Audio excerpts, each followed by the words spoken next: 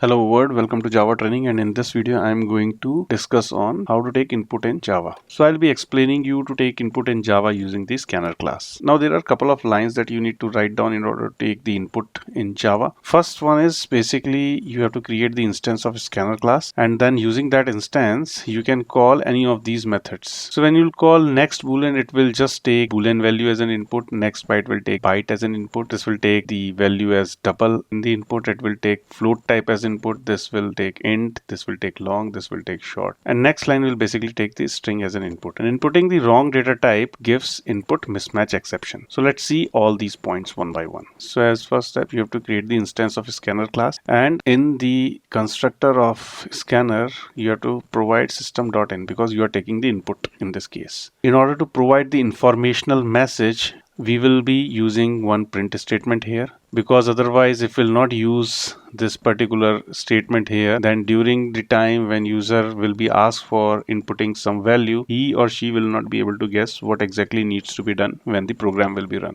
Second step is using the instance of scanner class, call any of these methods. So here we are using nextLine. In the line number 9, I am just printing the inputted value by user.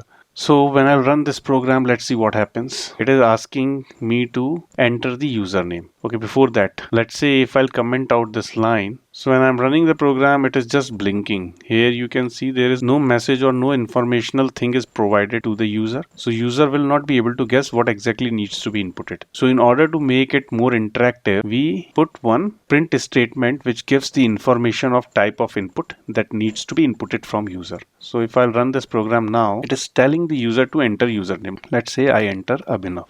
As soon as I'll click enter, it will accept this Abhinav as the inputted value, and on the next line it is printing Abhinav. So Abhinav shown in black text is basically coming from this print statement, and this whatever shown in the green color is the user input. So next line basically accepts the string data type. Let's say if I'll enter any value, username plus 10, if I'll do, what will happen? So here I'll enter the value as 20. So will the line number 9 perform the arithmetical operation on 20, which I'll input? Let's see that. So I'm entering 20, and if I'll click enter, it will print 2010. Why it is printing 2010? Because 20 that I have inputted above is basically the string value, and plus 10 when I am doing, so it is just concatenating the string value 20 with 10. That is why it is printing 2010. In order to consider the input value as integer, I can use integer.parseInt, and inside parseInt I can provide this username. Okay, so I am just entering value. So instead of username, let me provide this as value. And here also I'll write it down as value. So now when I'll run the program, it will basically convert this string, which is value, into integer,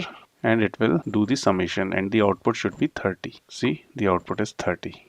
Now what happens, instead of using integer.parseInt, if I'll use directly integer, the value that is being inputted, it shows that it cannot be any other data type except a string. So it has to be a string. That's why we have to use integer.parseInt if we want to consider the inputted value as integer. Now this is the most used method. Now let's say if we want to restrict the inputted value to some particular data type, then we have other methods which we can use. Next boolean, next byte, next int, etc.